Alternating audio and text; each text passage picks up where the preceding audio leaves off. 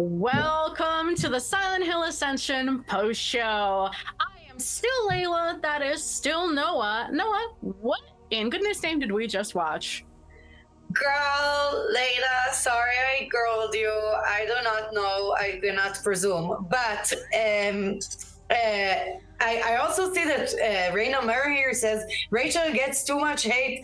She did everything because Xavier tells her, and then gets mad when she questions reasonably. Meanwhile, Krista questions everything. So we do have Rachel. Really, her marriage, as you said before, Leila, in the pre-show, unraveling in front of our very eyes. She did get an "I love you" there, which was nice. But what do you make of all this, Leila?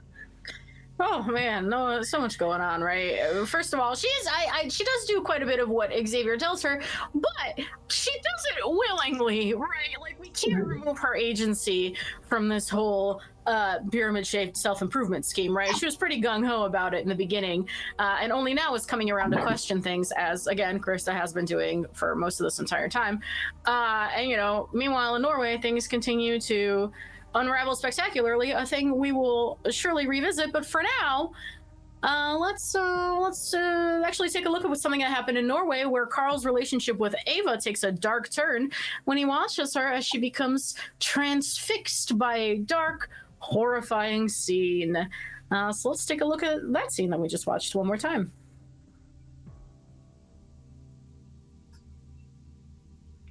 And here we go. Okay. Yes, this has been really harrowing. Eva, we all know, let's just say it, Eva is creepy. We're all scared. We do not know what's the deal. I saw some speculations in chat. I cannot confirm or deny anything. I honestly do not know. But she does creep me out. And in the scene that we just saw before, she was out creeping herself even. Like, it reminded me, remember the rabbit story? Yeah, that creepy monologue. I mean, she's so creepy. She's causing technical difficulties for the post show, That's pretty powerful. That's some of her powers, and we don't know what caused the monsters to, become ablaze. But I don't know, something's fishy about her. And I am starting to really feel, as time progresses, I feel bad for, like, Carl needs help. I don't know. Eva is spooky. Why is she the only one who seems to care about him? Yeah, Carl needs to learn how to ask for help, I think, is step one here. But in terms of, the monsters being set ablaze, we did see listen, there's a big fiery monster stomping around Norway, right? That's kind of step one there. But Carl's whole part in this absolutely needs to be to, again, ask somebody for help, not only with the visions of fire that he seems to be repeatedly experiencing, but also with, I don't know, the creepy teenager that keeps giving him terrifying monologues about rabbits, and then also, like, now becoming absolutely hypnotized by monsters being set on fire and saying, frankly, troublesome things. So, hey, Carl, it's time. It's time to talk to your daughters. It's time to reach out to somebody because I don't think you can handle this by yourself, bud. Right. And we do have a call decision that's opening today. We are asking you to decide, how will Carl handle Eva being drawn towards the monsters? And that will be a fate decision here. Leo says, Carl, man up. You said it, not me. But we have three options here. So how will Carl handle Eva being drawn towards the monsters? Would he force her to stay hidden, redemption, which, by the way, she does a bad job at hiding. He needs help hiding. Or go confront it alone, which is the suffering option. I want to see some suffering. Or let her get closer, which is the domination option. So we do have this decision that's opening today. Again, use your influence points, make a decision here. And yeah, we had the blazing monster running around Norway, and we also saw one of your decisions that was chosen. We saw it live. We saw Astrid believing her sister Brit, right? Team Damnation pulled it out, though I did see Redemption have a go at it, right? We ended up at, I think, at like 40, 46, 49 instead of a 46, 50 or something. But, you know, at the end, Astrid went with her sister's story, which, again, we still don't quite know the truth of what happened. We only know what the girls kind of say is their perception, which is the crux of this entire thing. We have another chat highlight saying, finally a non-redemption choice.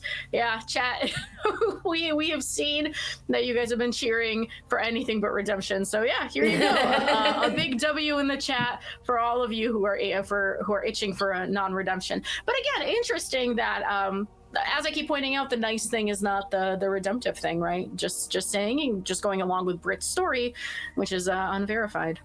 Right. So in this beautiful sisterly moment, finally we get a break here of the tensions, and they they're both going through this potential gaslighting thing, and they are kind of trauma bonding here. A little bit, yeah. And I mean, like, as an older sister, I guess I can see that the redemptive choice should be giving your little sister a lecture, right? Because it's the right thing to do, and we're justified in doing it all the time. A thing I'm sure my brother would agree with. All the time. It's permanent. But yeah, like, it was a sweet moment. I wonder how it's gonna come back and bite us in the butt. As it is sure to, absolutely. But hey, in case folks missed it in the pre-show, let's have another chat about the Fate and Hope system. Noah, this time it is on you to tell our dear audience about these functions. I loved explaining about this. So we have the decisions and endurances and the puzzles, and all of them contribute to whether a character will face redemption, suffering, or damnation in the Silent Hill Ascension final. And their fate will be decided across the length of the season. So a character's hope needs to be high enough for them to survive a crucial story moment. So remember, endurance, puzzles, decisions, these all affect the fate and hope. So we do have a decision tomorrow. We'll have a decision be finalized regarding whose eye are we going to take out here. I'm so excited. I love it when we take, I may be too excited, but I'm excited. I was gonna say, I'm glad I'm not near you and you're handling any sharp objects, just based on your tone there. I feel like throughout the hosted show, we've really uncovered your and Eduardo's like proclivity for violence. And as your friend and coworker, it is mildly concerning. It's all a catharsis through the show. In real life, I am the sweetest, and I see the Johnny Zombie boy is saying Pirate Rachel. You said it, Johnny. I didn't say it. Maybe tomorrow, tune in. Who knows how it's going to end. That is 100% going to be up to you, the audience. Let's check in on where that decision stands right now, actually. We got the eyeball choice. What will Rachel do with the forbidden ritual? Redemption choices burn the book. Suffering choices sacrifice her own eye. Nobody seems to want to take Eric's side. Team Eric over here. Fair enough. And it seems like it is 45-45 for burn the book and sacrifice her own eye. So if you want Pirate Rachel, you are going to have to stay on that. And it is, as we said, a fate choice.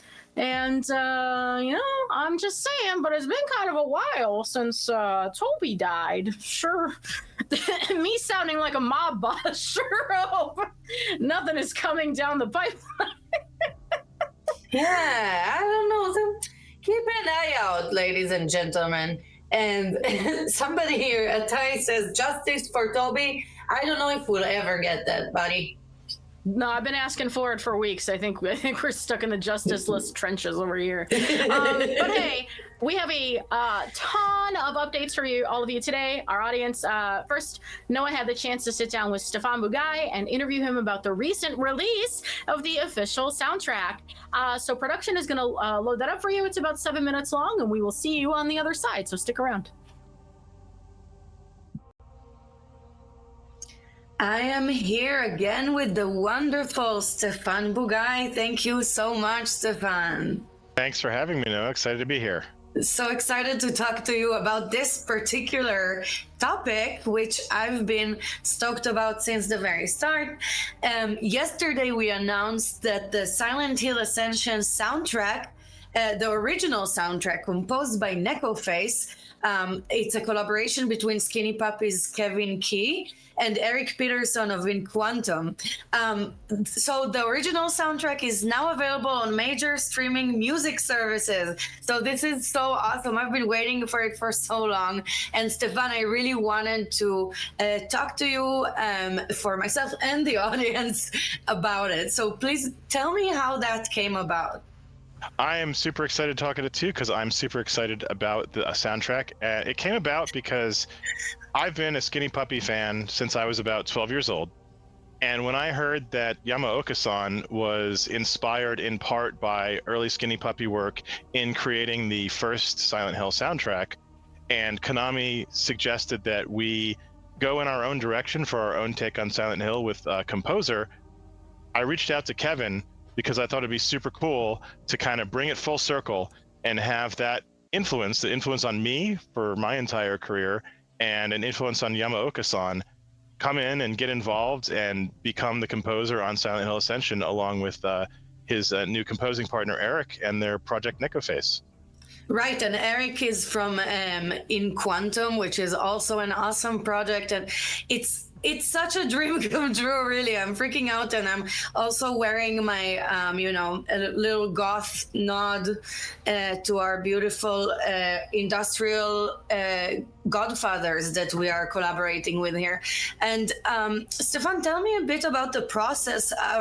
How much was the communication between you and Nekoface? It was great. So we basically communicated weekly. And we started working on the soundtrack before we even had final scripts or final cinematics for sure. And so what we did was we'd meet each week and we'd start talking about who are these characters that we have in Silent Hill Ascension? What are the story themes of our particular journey through the Silent Hill universe? And start breaking it down into, we're going to have themes about this character, musical themes about this character, and musical themes about this story theme, our main theme. And once we broke it down into the kinds of songs that we wanted to create for the soundtrack, Eric and Kevin would go in the studio, write some music, send us the scratch tracks. We'd listen to it with Evan and team from Bad Robot, and then give feedback on it. Does this fit the mood? Is it the right kind of feel for this particular character and their emotional journey? And really, Kevin and Eric locked into what Silent Hill was and what our version of Silent Hill was so quickly that very little feedback had anything to do with them not getting a theme or a character journey musically. It was generally more about like, oh, well, we could up the pacing on this one, or more noise on that one, or perhaps we add some streaming to the background of this one, or take this other instrumentation out and make it more stark. So it was really more about pacing, tone, and layering than them not getting it, which was a super fun experience because it was just working with two expert composers to sculpt the exact sonic signature that we wanted for our experience. Yeah, it's kind of suspicious, Stephan, how you arranged the project where you get to do this. I wonder. I'm so jealous. No, but I'm also, this is so great. They really nailed it. It's like such an organic fit, like a perfect fit, and really the influence of the original soundtrack, how it was influenced by Skinny Puppy and then back Skinny Puppy getting influenced back by it. So it's such a beautiful thing to see together. And like for other fans, which I'm sure we have here in the audience, like the genre is all about the layering and Stephan, is there a part of the soundtrack that's like your favorite? So I don't really have a favorite. I think it's all wonderful, but coming from an industrial music background, I especially love the stuff that's got the heavy basses and the drones and the dark rhythms and pounding rhythms and that kind of thing. But the other kinds of moods that we have in the Silent Hill Ascension soundtrack also draw on other parts of Kevin and Eric's careers. You know, we've got the Tear Garden with Kevin and Edward Caspell, which has that electronic underpinnings, but also different kinds of instrumentation like guitar and so on.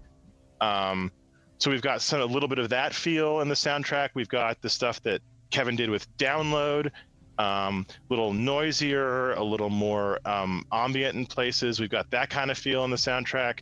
The stuff that Kevin did in his solo projects, like Music for Cats, Ghosts of Each Room, which feel like soundtracks to movies that never got released. And so that kind of soundtrack feel also makes its way into the Silent Hill Ascension score. And that was really fun because it was an opportunity to work with two masters of composition to draw on all of the different musical toolkits that they have to sculpt the kind of sonic signature we wanted for the Silent Hill Ascension experience. And that was really, really fun. Right. It sounds so like it's as layered as our characters. It really does reflect them so good. And I always think about the process, the Skinny Puppy album, when I think about Pennsylvania. It's like, it's such a perfect fit. So, Stephan, thank you so much for talking us through this amazing thing. And I do want to remind everybody here in the audience that the official soundtrack is now out and you can stream it on music services such as Apple Music, Spotify, YouTube Music, and Amazon Music. So go and listen. I know I'm going to listen because I love working on my spreadsheets while creeping myself out with soundtracks, horror soundtracks, to be specific. So thank you so much, Stephan. Thanks for having me. Thanks to the audience for coming with us on this journey. I hope you love the soundtrack as much as I do.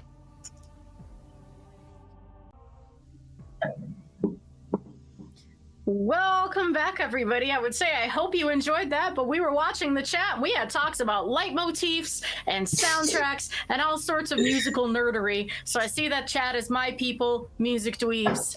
So I'm glad you guys had a good time.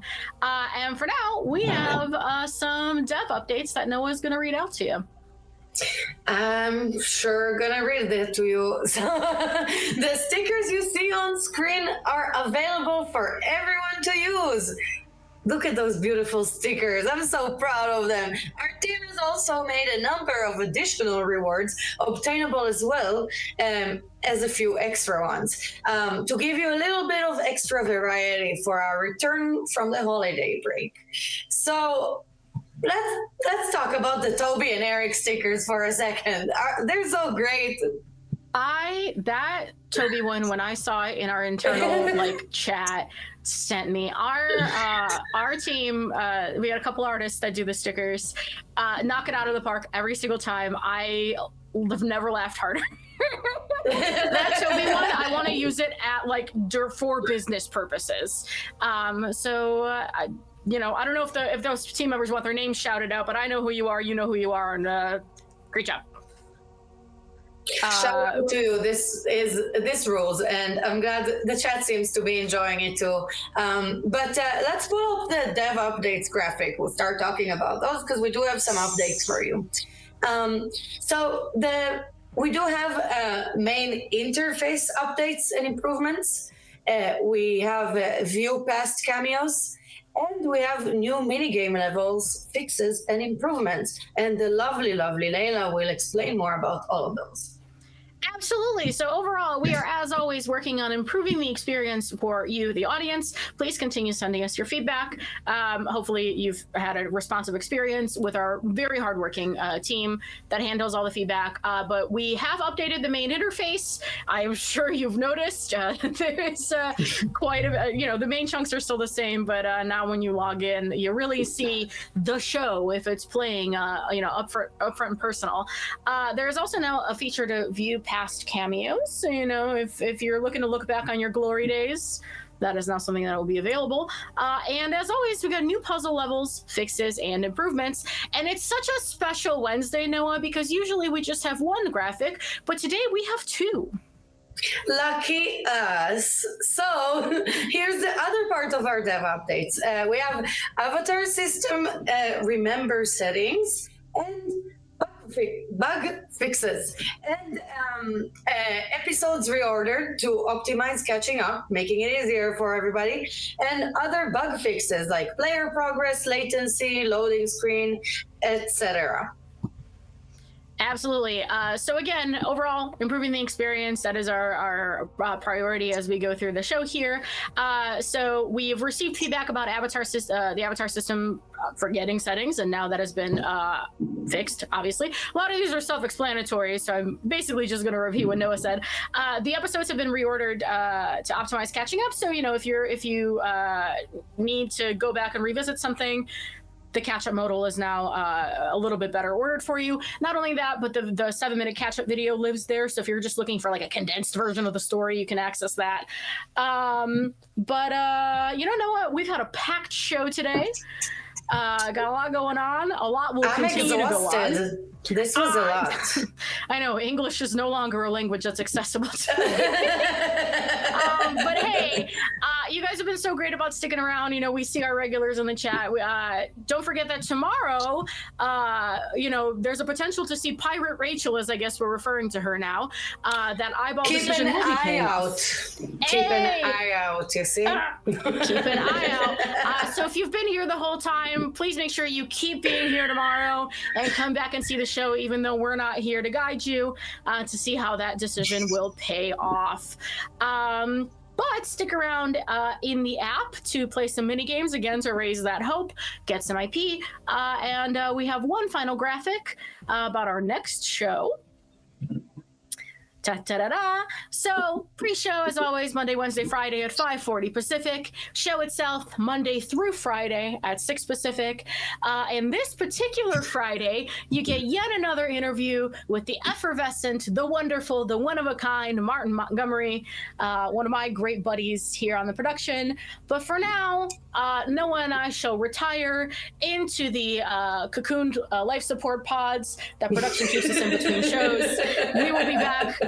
Thank you all very much for joining us as always. Have a wonderful evening.